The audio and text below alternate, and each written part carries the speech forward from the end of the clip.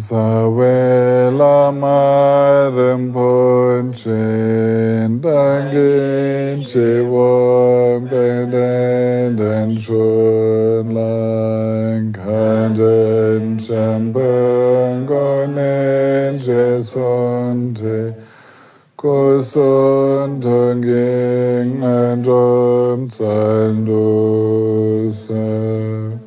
Sangye Chedan Sangin Chanam Lan Janjom Badun Dane Kapsunji Dagin Jinsunji Besenamji Drola Benje Sangye Drompajo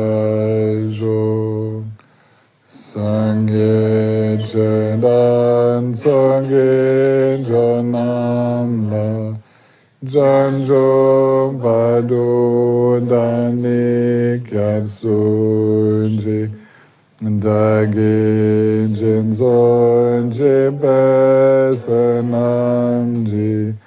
Drola Benji Sangye Drompajo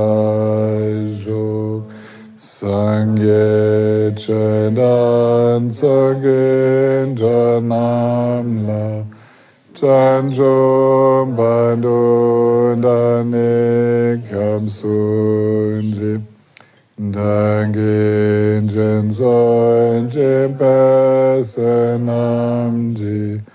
Drola Benji Sangye Drompajo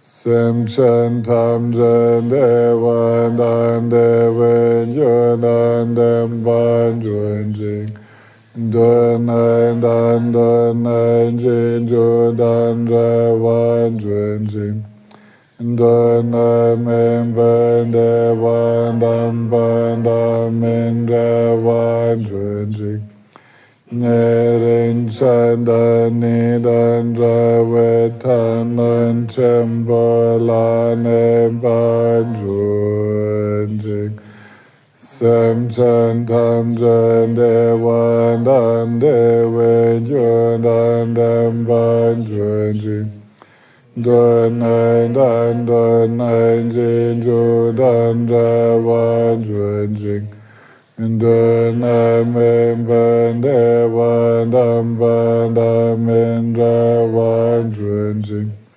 Nering Chandan Nidan Rawen Tan Nom Chambola Neban Junjing Sem Chen Tam Jen Dewan Dan Dewen Yunan Dem Ban Junjing Dun Ein Dan Dun Ein Jin Ju Dan Rawan Junjing Dun Min Ben Dewan Dam Ban Dam Min Rawan Junjing Nering Chandan Nidan Rawetan Non Chembola Neban Junjing.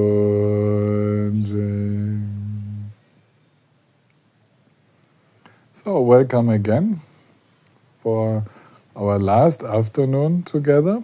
Normally we would be finishing our Moonbeams course here in Lenzkirch, and I hope you could really benefit from the videos that we have already recorded and from the teachings now. We are in the middle of Shamatha, and the idea of these structured teachings by Dagpo Tashi Namgyal is now to give us an idea how we can actually train with the different methods, the different approaches of shamatha, of calm abiding. And it's good for you to know that we can actually subdivide them into 3 groups. So we can become mindful by using characteristics. This means by being aware of characteristics of our experience with a support. So for example, meditating on an object, a visual object. This is the support, and it has characteristics which we can describe. So this is called the support with characteristics.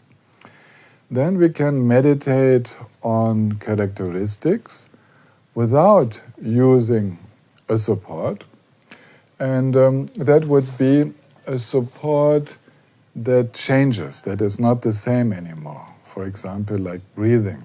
There is somehow a support, but there are so many physical sensations which make up the experience of breathing that it is not a stable support, but there are many definable characteristics of experience.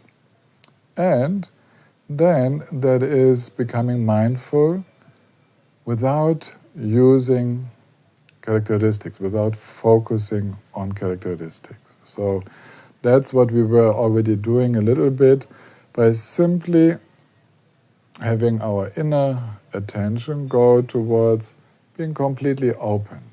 We are not focusing on a support, we are not focusing on some characteristics, but simply meditating in a quality of being. And that's practicing shamatha without support and without characteristics. So I will try to walk you through these three experiences. And let's start with what teachers believe is the most simple, but which is not true. It's not the most simple for everybody. It's normally to have an outer, ordinary object as a support. So, for example, I could place a flower in front of myself. We choose an ordinary object. You can also see the flower. And we choose something where we don't feel an aversion, because that's a more advanced object of meditation, to use something which generates aversion. Okay?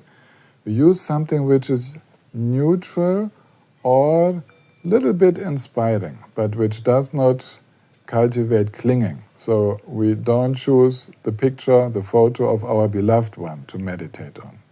That's not the ideal meditation support, because we will get sidetracked. We use something ordinary. A flower, a stone, a piece of wood, a table, a landscape, whatever we like and whatever actually we have in front of us. So it can be simply an area in the carpet, it can be an area in our shrine.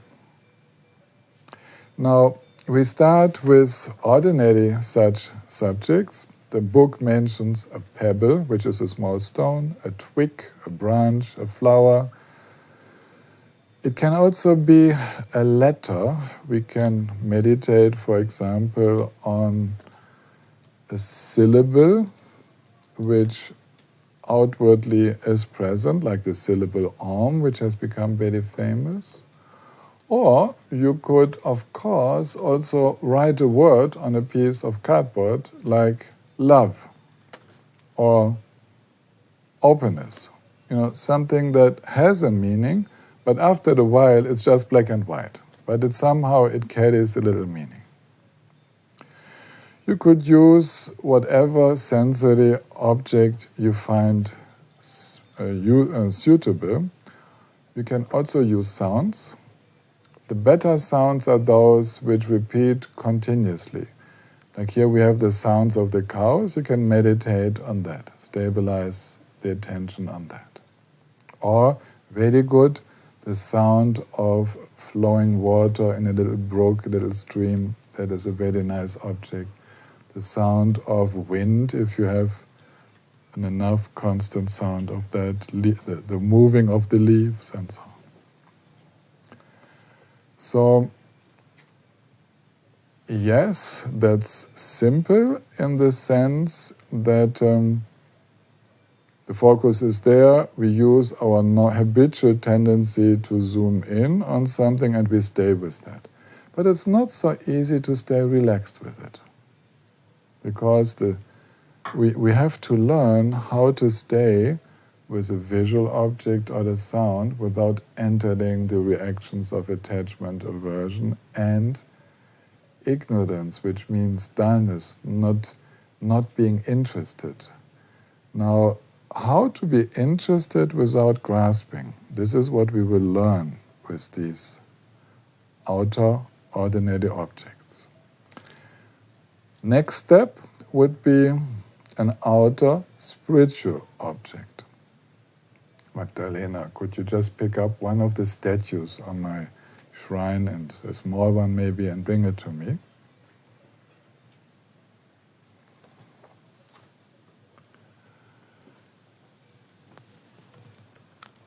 Look, here we have the statue of the Buddha Vajrayana. It's a Chinese statue, a very old one, coming from China. And you could place that in front of yourself, and this would also be an outer object. But it's, in the language of the Tibetans, it's called a pure object, which here means spiritual. Meditating on Buddha Vajrayana invokes a lot of qualities. Maybe you can zoom in on Vajrayana so that they can see him very, very big. Yes. And if you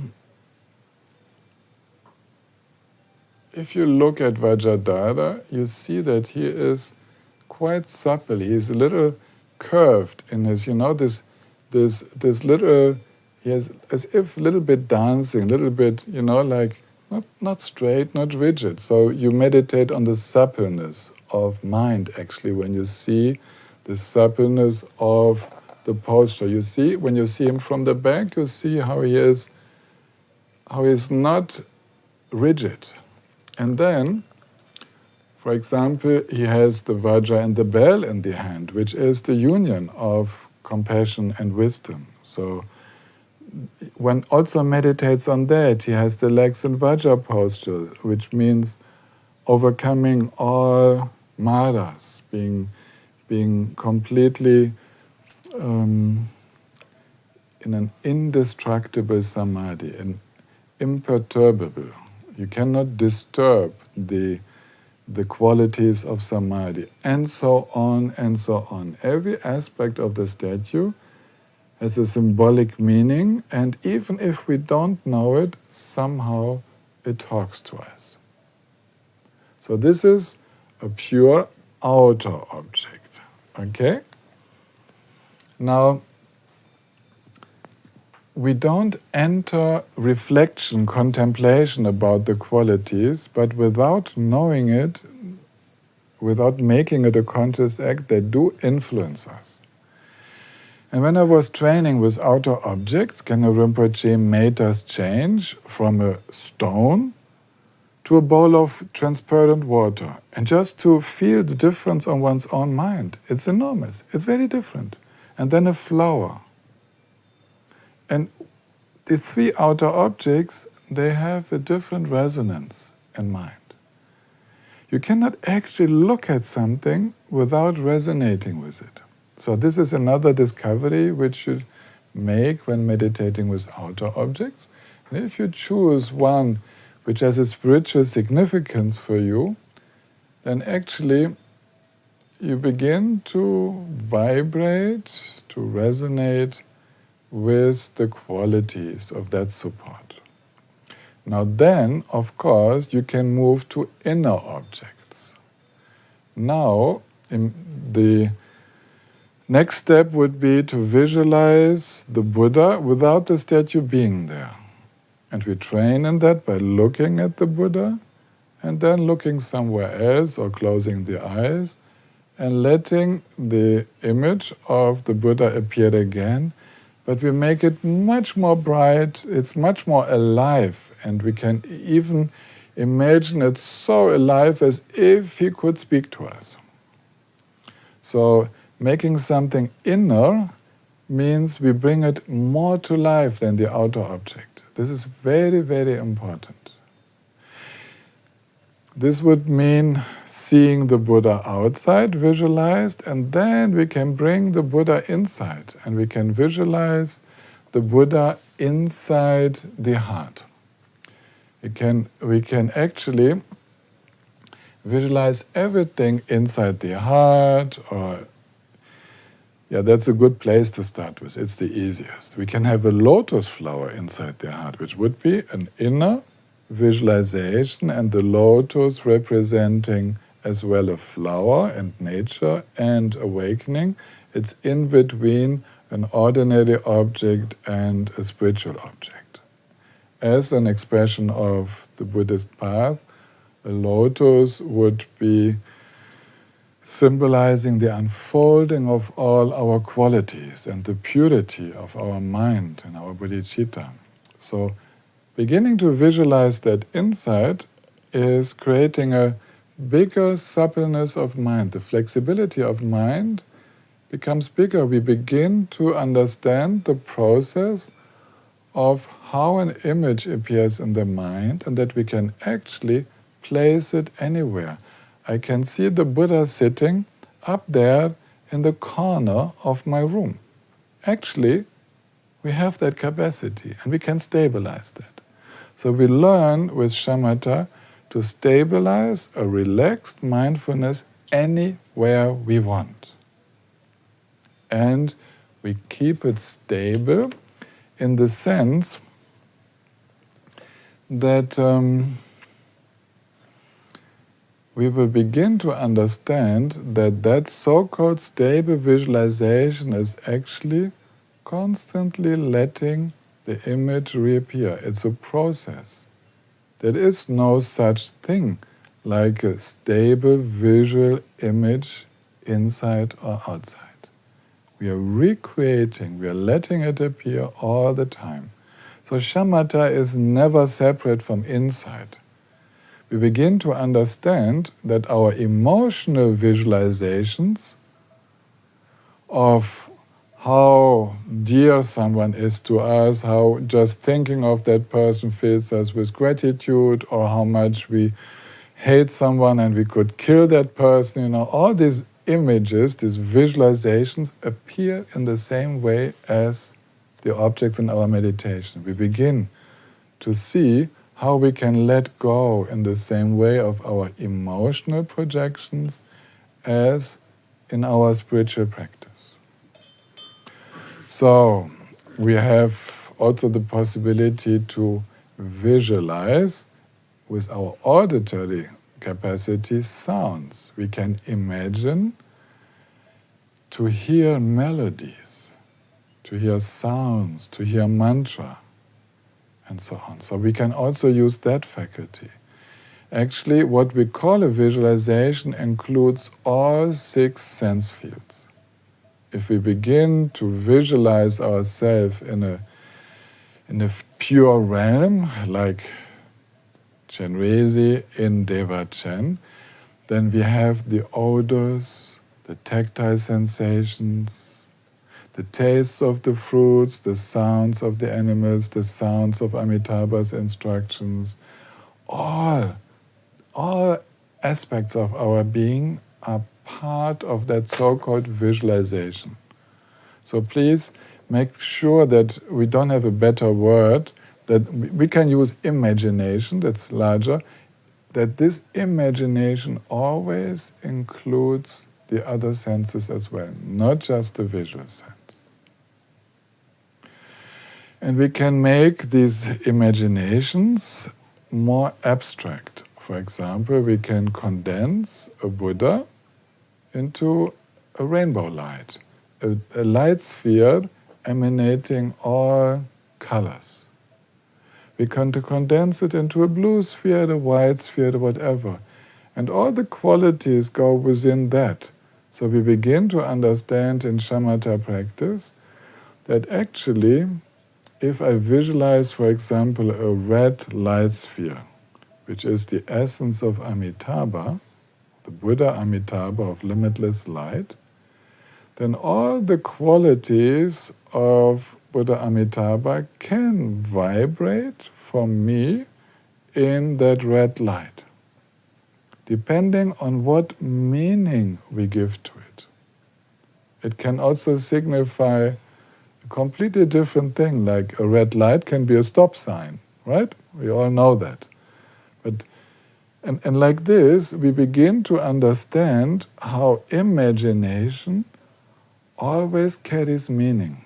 It's never neutral. It carries meaning due to our biography. We begin to relax into that. We begin to relax the meanings, we begin to give meaning, we relax that again. So we are discovering how actually we are shaping our world. And I read out, before we do an exercise, what I took as a summary from Dagpo Tashi Namgyal. The specificity of the Mahamudra tradition is not that we use supports. This is done in all traditions, even if it is a white wall. The specificity is that we direct our mind loosely to those focal supports. We always emphasize relaxation. And as relaxed as possible, for example, I would be meditating on now I'd say meditate on the object in front of me. Imagine I have something on my hand. I would relax as loosely as possible, and at the same time, my alertness watches ours not to be distracted. So the training is how to remain stable in the experience of just that, which is my focus, and to only use that much effort as is truly needed. And this is then the journey of discovering in the practice of Shamatha that you need less and less effort as you relax all the impulses of fascination towards other sensory objects, fascination to some thought processes, until you notice that a relaxed mind simply stays where you put it for as long as no interest for anything else arises. That's the already discovering part of what is called the nature of mind. It's not yet a non-dual experience, but it is an experience where all the fascination for anything else is relaxed. So we remain non-conceptual. This is very important. We are never, in the Mahamudra technique, we are not doing any labeling. We are not investigating the characteristics of the object, how blue it is, how yellow, how nice, how whatever, all this, nothing, the shapes and so on. We simply stay with it. We perceive it without any conceptual process added onto it. This is a preparation for us to go into that simplicity. So we practice calm abiding in the simplicity of no comment and not commenting on how good we are doing, how bad we are doing, and so on. Always simply relaxing into the immediacy of the experience, without distraction, without thinking about the object. The advantage of this approach is that we always have a clear, definite support to return to in case we get distracted. If I have a support in front of me, I know where to go back to. And that's very helpful. If I have no support, then I have to relax the mind, but I'm not going anywhere. I will give you the example of a child. Child is crying, and what do the parents do? Oh, cuckoo, here I am, here's mama. You try to distract the attention, and attention goes somewhere else, and what was the reason for crying is hopefully forgotten, because now the attention is with something more interesting. Actually, there's a process of letting go, as a moment of letting go of what was disturbing before, and a fascination and interest for what is there now. This interest for what is there now makes it very easy to let go of what was before. And this we use with the support for meditation. Because I have something to go to, the full experience, for example, now I will take sound. I go back to hearing. As I can stimulate the interest for the experience of hearing, then all the other thinking processes, seeing processes and so on, they are not receiving any attention anymore.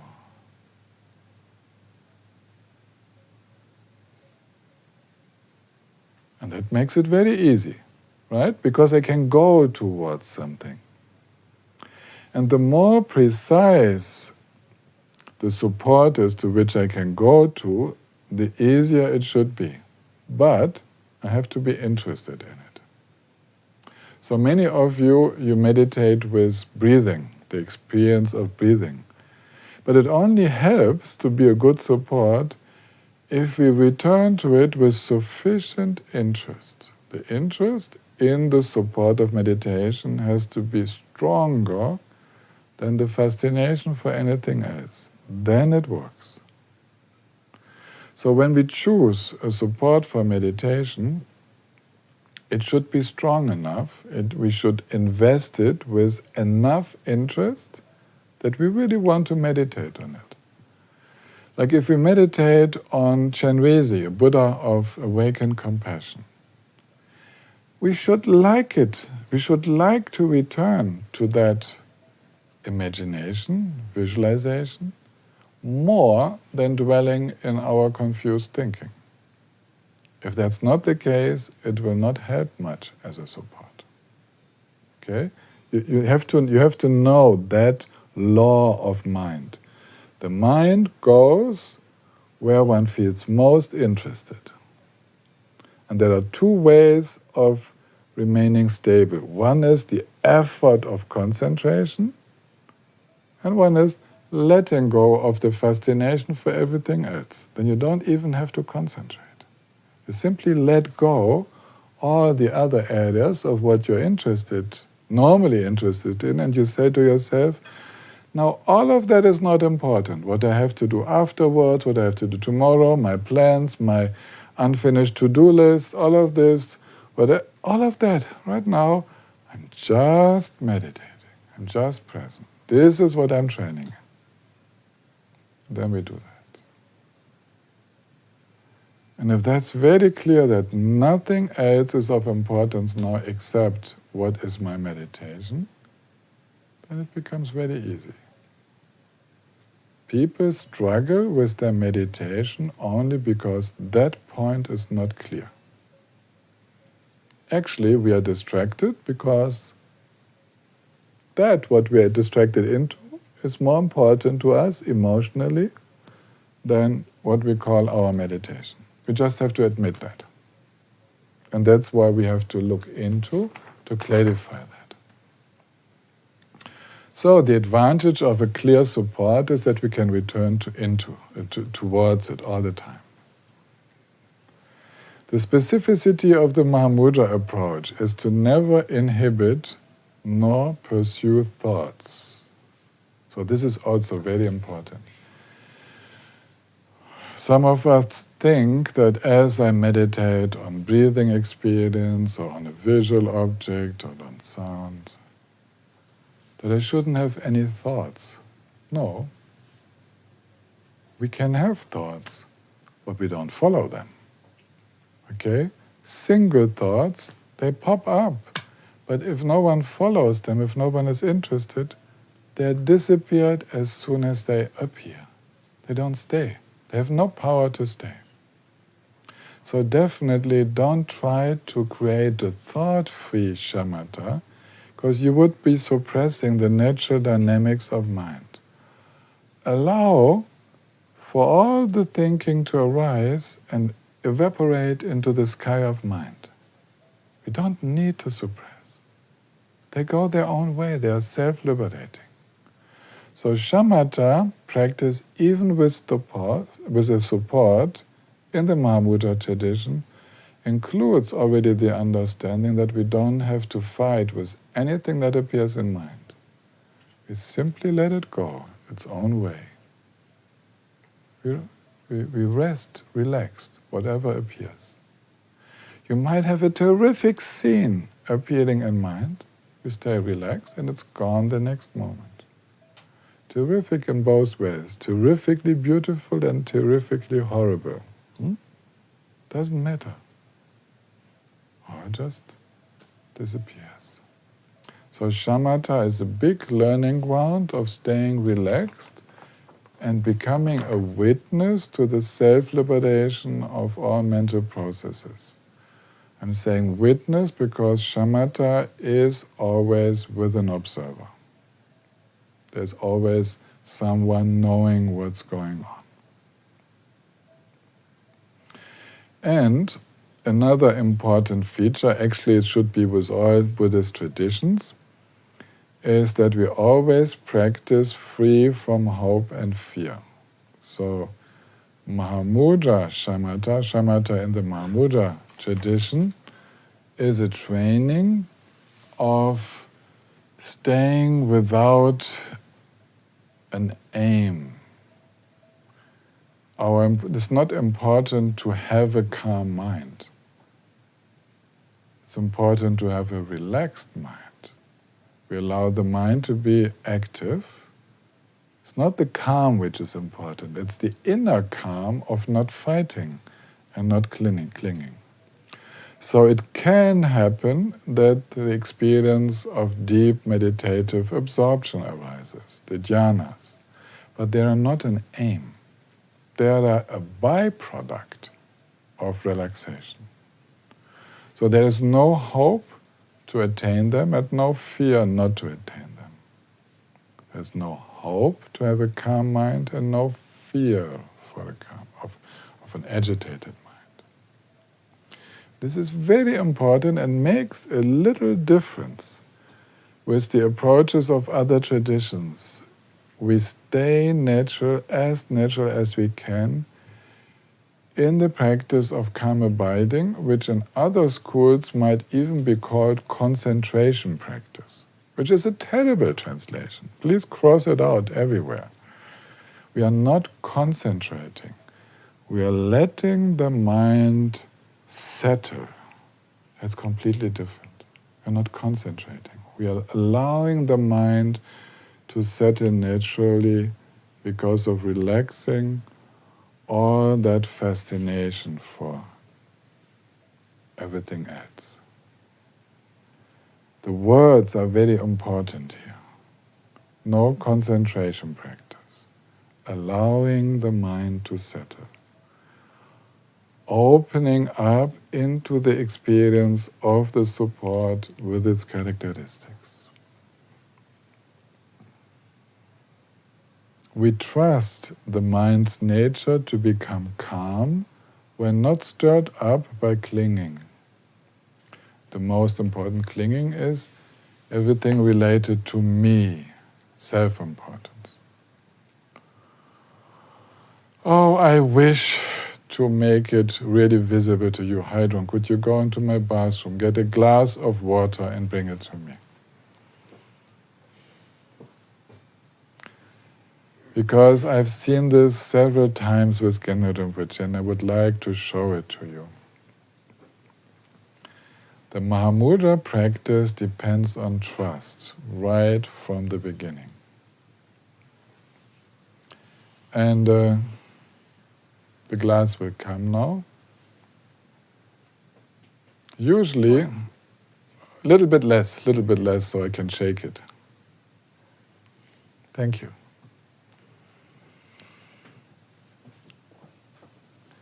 Usually, you should imagine that this glass, you can maybe zoom in a little bit, that this glass has mud in it.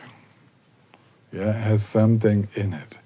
And usually our clinging is all the time, we are all the time shaking the glass. Clinging here, clinging there, clinging wherever.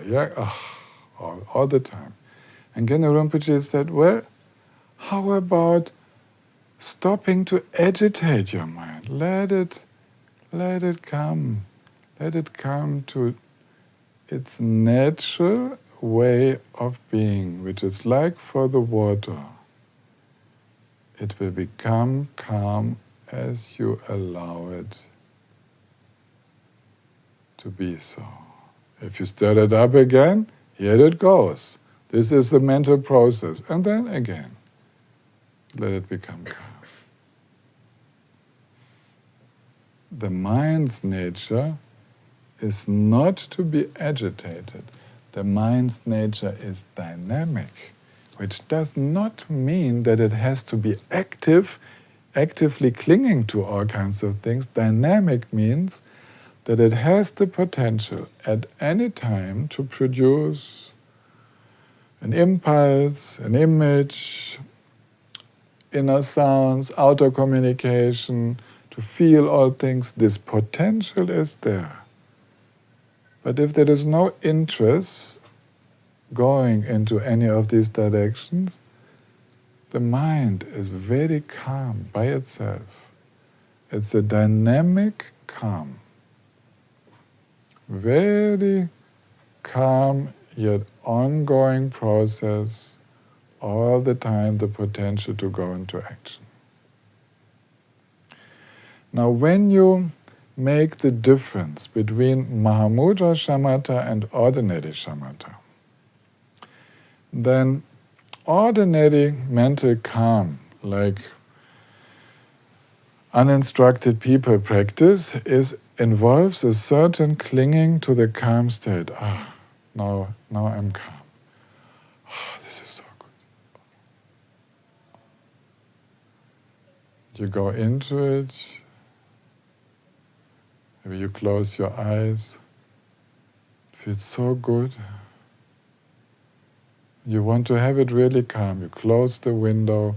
You ask people to be quiet. Please don't disturb me.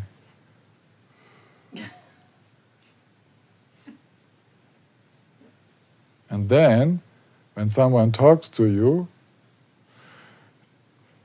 you come back. It takes a time. It takes a time because before you're able to react and so on, because you have been on your brakes. Actually, you have to loosen the brakes now.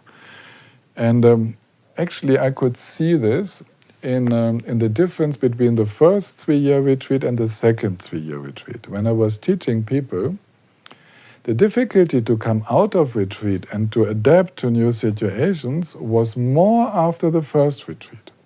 People only having done 3 years of retreat usually were still in a little bit of clinging shamatha experience. After 2 3-year retreats, the element of Mahamudra, this capacity to enter activity at any given moment, this flexibility of mind was much bigger. So there was not this aversion and this difficulty to enter into contact. People would just come out of retreat, meet others, hug them, drive car the same day, and so on. It would just be very easy. Whereas after short retreats with a lot of clinging to mental calm, people say they need a time of transition and so on. Actually, it's the time it takes them to get out of their clinging to the calm which they have experienced. That's the time of transition it needs after retreats. More clinging, more time it needs. Less clinging, very flexible mind. Be aware of that so that you can actually see for yourself when you generate more clinging than openness and flexibility in your practice of mental calm. Take the suppleness of your mind as the more important indicator. Okay, now we do it. Now we need to practice. I've explained you the first part, which is practicing with the support and characteristics. So that's what we will do now. Okay, I need your help because I need a common support, and I ask you to zoom in on the flower. Huh? I am not important. They can only have my sound. So you go as much into the flower so that it becomes, yeah, like this. Okay.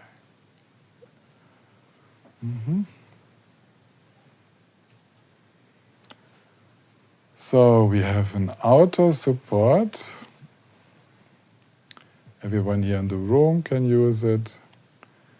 And you can use it at home. We all have the same support.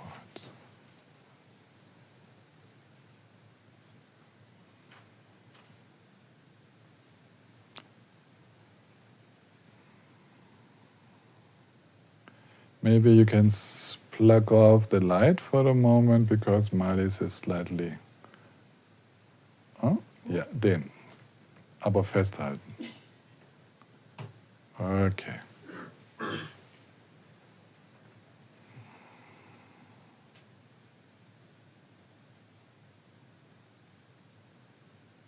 So first thing is to say to oneself, now to rest on the support is the only thing important. And we do it for 5 minutes only. For 5 minutes, all the other important things of this world, they have to wait.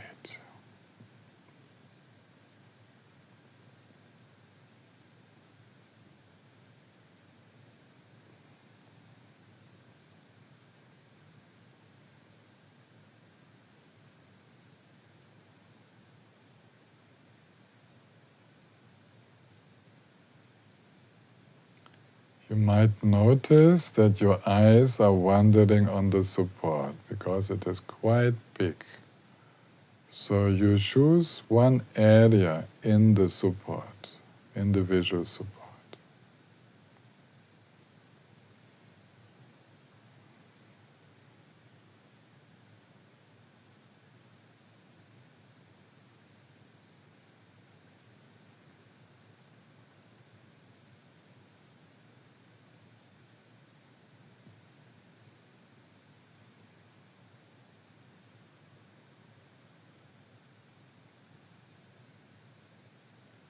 We relax all unnecessary effort, especially in the eyes.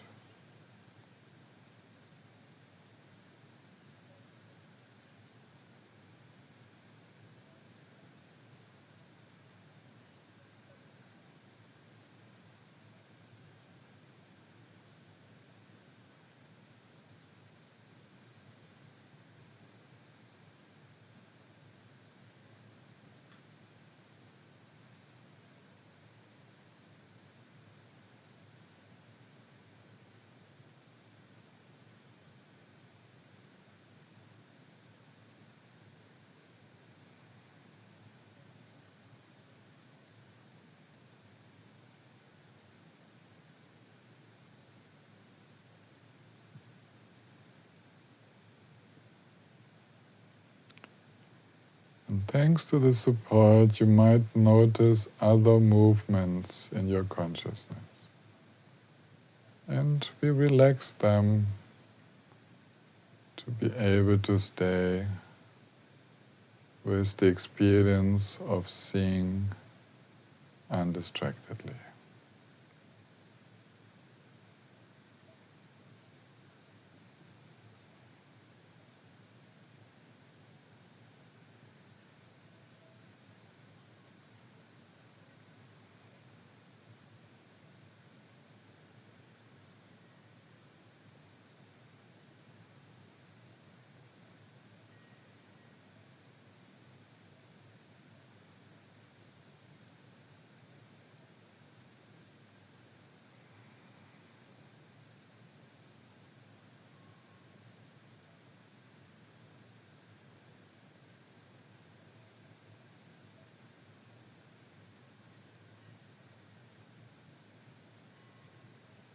If you have strange visual phenomena, relax more. They are the sign that you're already relaxing, but not relaxing deeply enough.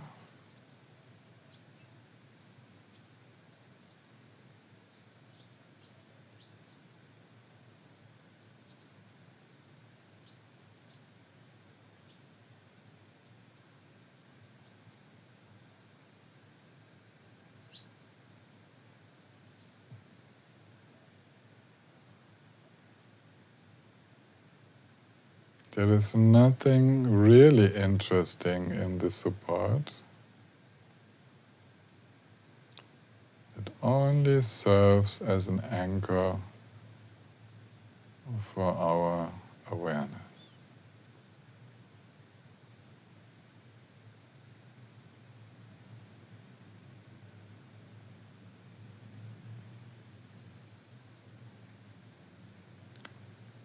And now, maybe you begin to have a sense of simplicity. And that's how you continue. Enjoying that simplicity of just being with the support.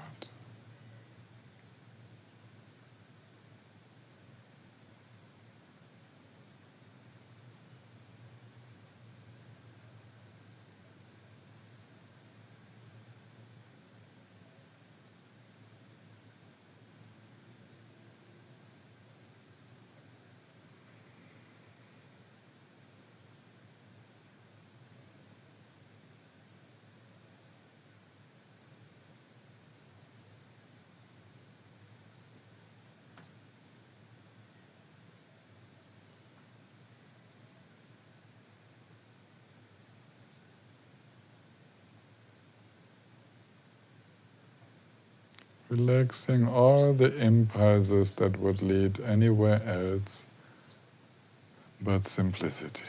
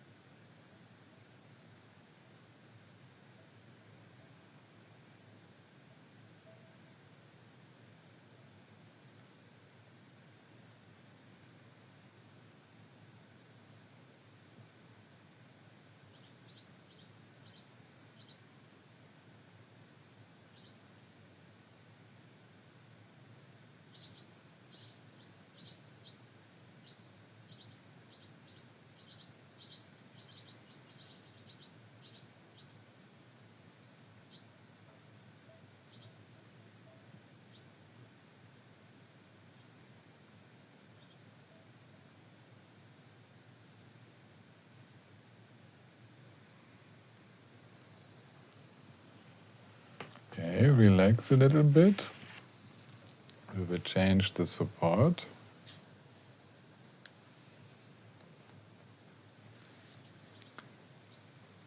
I need your help. Could you now turn the camera onto the glass of water?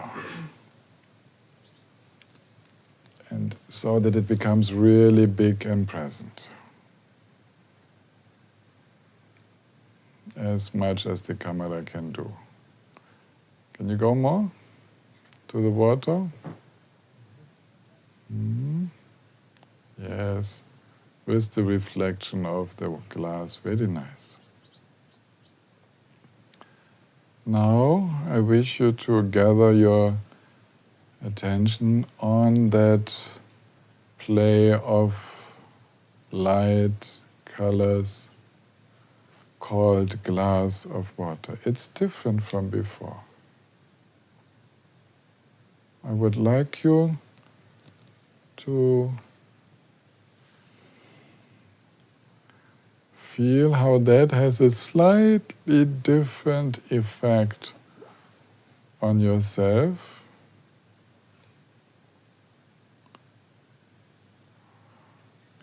in comparison to the colors of the flower.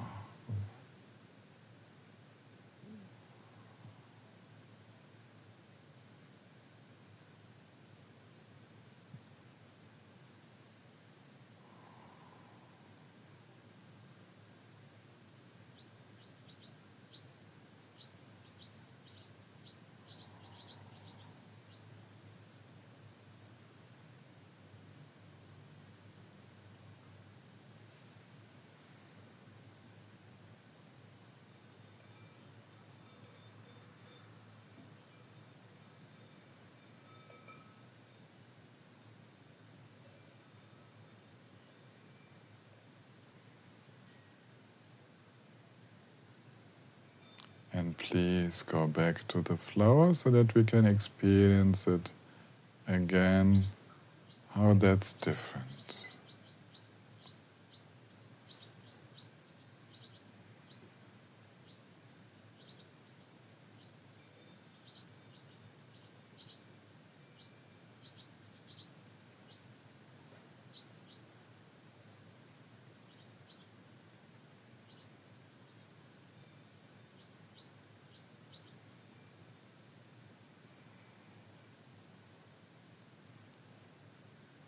And now please go to this technical object here,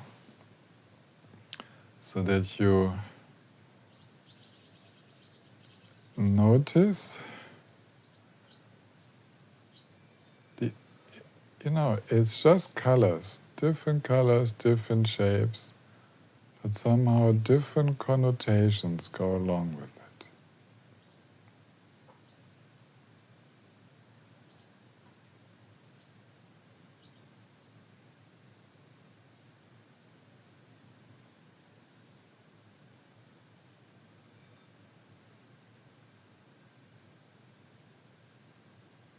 Thank you very much. Now we go back to normal focus.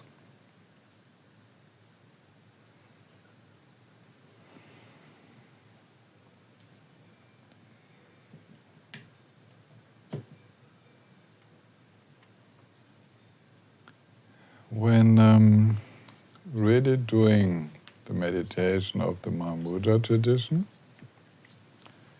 then each support has a slightly different impact. I don't know how clearly you could feel it.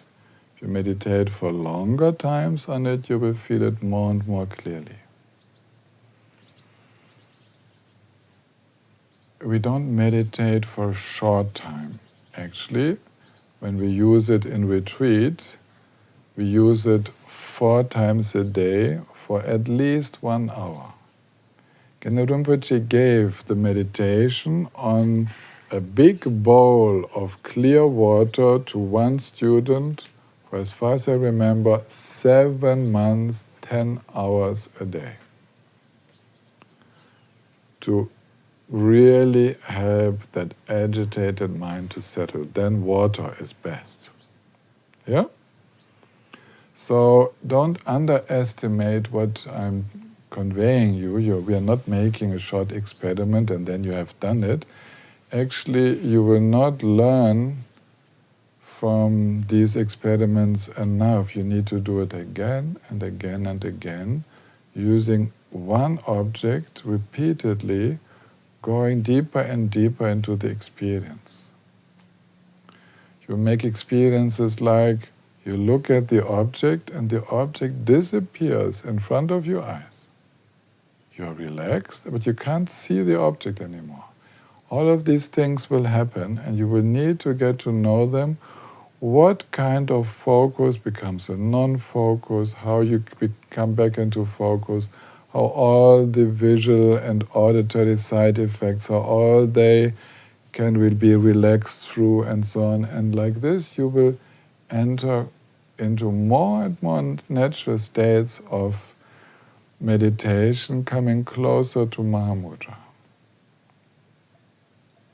Okay, so much for these explanations. There were a few questions in the chat from yesterday. Bettina asked, a non-dual experience, does that mean the same as realizing nirvana for one moment, as in stream entry? Yes, you could say like that. It's a different tradition your question comes from. But nirvana, a short experience of nirvana, is a short experience of non-self, of anatta.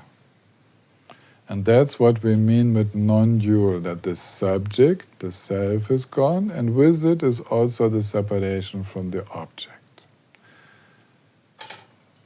Okay, you can for the moment work with this as being as identical. Then Nisa is asking if I could explain Balung more, but her real question is that when she does Balung, this relaxed meditation in the belly, presence in the belly, that she gets more agitated. And that's not due to a lack of instruction, it is probably due to the fact that going into the belly connects with some underlying fears, some underlying anxiety. Because in the belly, which is so difficult to relax, we have stored a lot of tension. So as we go there, then as the awareness enters the belly region, then of course previous moments of experience connected to our belly, they become reactivated. And sometimes there were experiences of fear. So for people who have that in a strong way, then I would advise you to stay longer with the heart. The heart area needs to be opened first before we start stimulating the belly area. If you feel discomfort or agitation by going to the belly area, then it's not yet the right time. Continue with the heart and open that up. Okay, and then Claudio is asking me, how long did this non-dual experience last?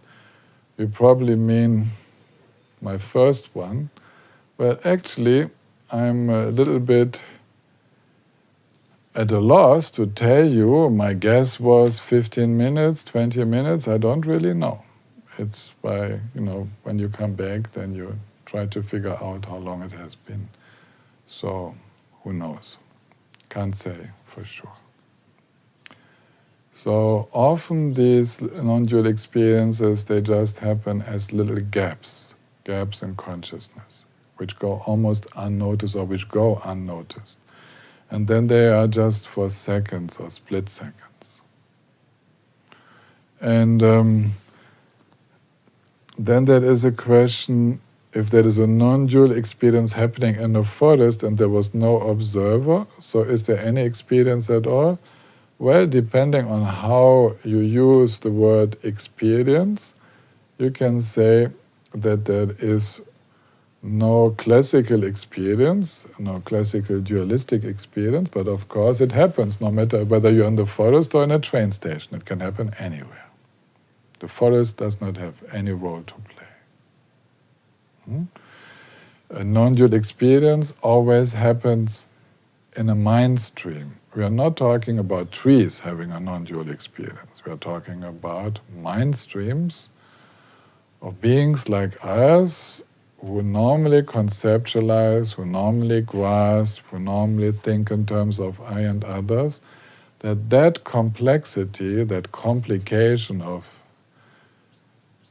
dividing reality into someone here observing, noticing the rest of the experience. I and my emotions, I and what I see, I and what I hear. This complication is gone. So in order to make such a non-dual experience, first you need to be someone having dual experiences. Then you will know the difference. So I hope to have answered the questions from yesterday. Now it's time to make a 10-minute break. Do it as you like. Silent is good, is very good. Maybe you want to meditate a little bit more on a support, which would be a super preparation for the next session.